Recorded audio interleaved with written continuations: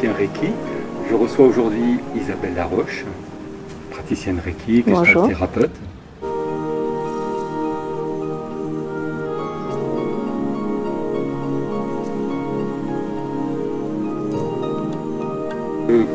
Une initiation en fait n'est pas jetée à quelqu'un qui le demande parce qu'il paye. C'est pas, ça lui sera peut-être plus nocif que profitable. Nocif, alors c'est pas le mot que j'emploierais, mais oui, ça peut être déstabilisant, ça c'est sûr. Voilà. C'est en ce sens que je voulais l'utiliser. Oui, mais je suis tout à fait d'accord avec toi, parce qu'en fait, la période de nettoyage des 3 semaines, si la personne ne s'est pas nettoyée avant énergétiquement, toutes les énergies usées peuvent remonter à la surface et ça peut être plus déstabilisant qu'autre chose. Et ça peut être même inquiétant, quoi. Hein. Oui. Sur des personnes qui ont eu des passés difficiles, des enfances un peu malheureuses, sans préparation, je pense que c'est difficile. Oui, ou des périodes un peu de coups durs, voilà, qui ont été assez déstabilisantes. Oui. L'idée, c'est de se faire une petite série de séances avant, idéalement au moins 4 séances avant. Bon, après, c'est chacun qui sent, puis en interaction avec le praticien qui les accompagne, ou l'enseignant. Et puis, après, de faire les choses au bon rythme, en conscience que le premier degré, c'est quand même le stade de l'apprivoisement de l'énergie. Oui. Le nettoyage, le premier nettoyage, on enlève le plus gros. Le plus gros nettoyage énergétique, voilà, qui doit prendre quand même un temps certain pour un certain nombre d'entre nous. Ça peut. Et faire les choses au bon rythme dans ce monde qui va trop vite, ça nous permet de faire les choses avec le plus de justesse et de conscience pour soi. Et la finalité du premier degré, c'est d'installer les auto-soins d'une façon centrée et la plus en confiance possible, quoi. Et juste. Et juste. Oui.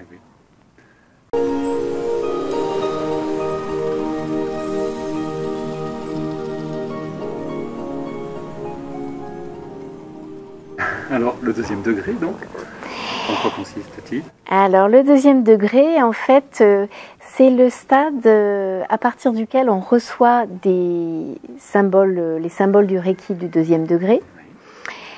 Alors, qui sont des ondes de forme avec un mantra chacun, donc un mot pour activer leur potentialité, qui permettent de faire des traitements de situation à distance, donc envoyer de l'énergie à distance à une personne physiquement absente, ce qui peut paraître vraiment bizarre, mais ça marche. Bon, voilà, alors ça permet aussi de faire des traitements de situation dans sa vie, et ça, c'est vraiment très étonnant, mais ça permet d'inviter la magie de la vie dans la vie ordinaire, parce que quand la vie s'en mêle, du verbe s'en mêler, quelquefois on peut subir des influences pas toujours bienveillantes et pas toujours justes dans ce bas monde, et subir de l'injustice et des choses qu'on ne veut plus subir parce que stop, quoi. Voilà. Et donc le Reiki permet de mettre un stop justement à ces expériences un peu traumatisantes et répétitives. Qui peuvent l'être, voilà. Oui.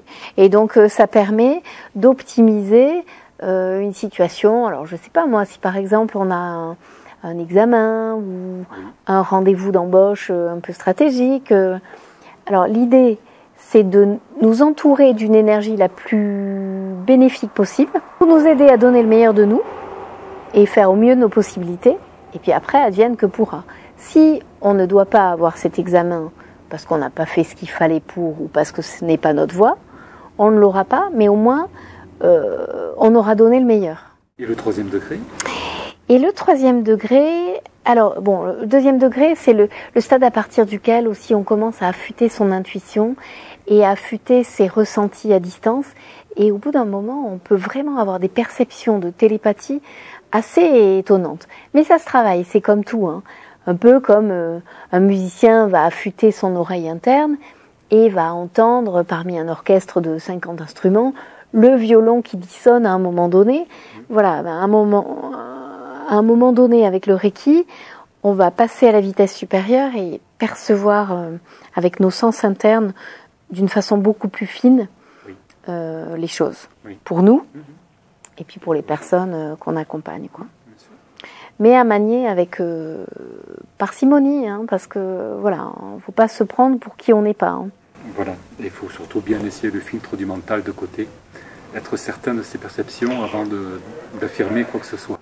C'est pour ça que je trouve qu'en fait, la pratique du Reiki doit être assortie vraiment d'une démarche de conscience de soi et de placement dans le cœur, quoi. Mais bon, pas toujours évident de se placer dans la juste puissance. Oui. Peut-être qu'on pourra développer la posture du praticien dans un autre épisode. C'est une bonne idée, oui. Je pense que c'est un thème qui mérite d'être développé. Oui, c'est vrai que c'est une bonne idée. En tout cas, l'idée dans la posture, c'est sortir d'une forme d'impuissance dans laquelle on a pu être, parce que dans cette société-là, à certains moments, on se sent dans l'impuissance de faire face à des énergies pas bienveillantes ou des situations, où on subit le système, voilà. Mais ne pas se placer dans la toute-puissance non plus, dans la posture de je sais tout, j'ai raison forcément, et puis c'est comme ça et pas autrement. Quoi. Et je vais agir sur tout. Et je suis, voilà, c'est ça, omnipotent sur tout, quoi.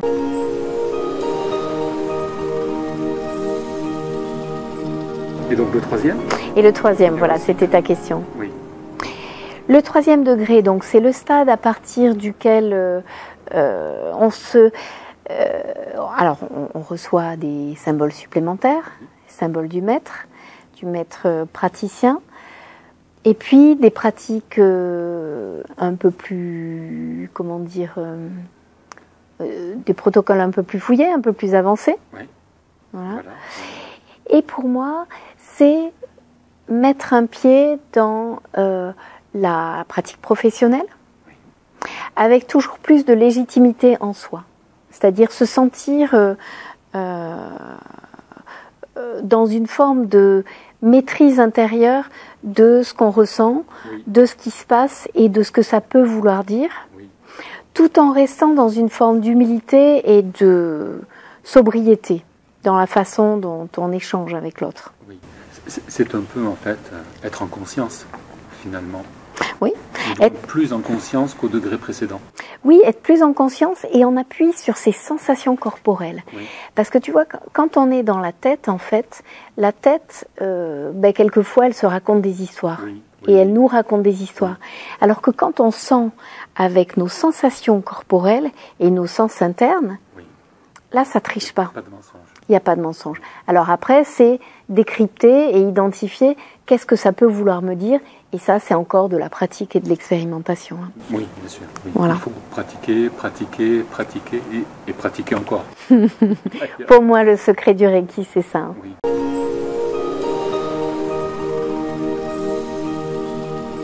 Voilà, quelques mots sur la maîtrise.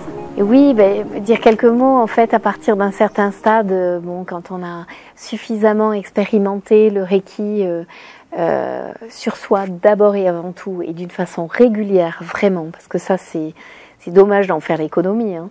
Mais en plus, quand on l'enseigne, le vivre de l'intérieur, c'est incomparable, parce qu'on en parle d'une façon autre, bien sûr. Oui. Une fois qu'on a expérimenté le Reiki dans les perceptions à distance, dans les sensations intérieures, ce que ça peut vouloir dire et signifier, oui. On peut avoir envie de l'enseigner autour de nous. Et c'est le stade de la maîtrise, en fait, du 4e degré. Oui.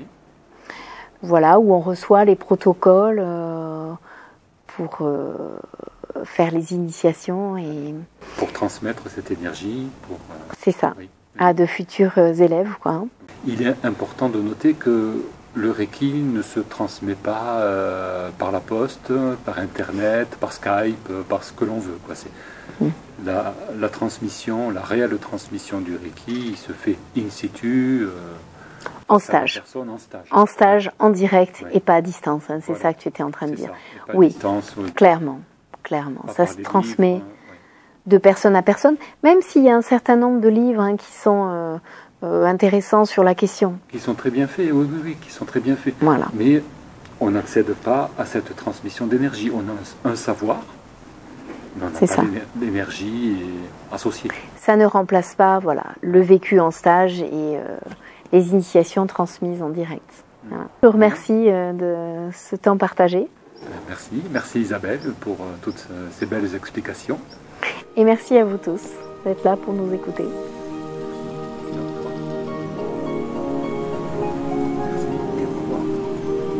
Au revoir à tous.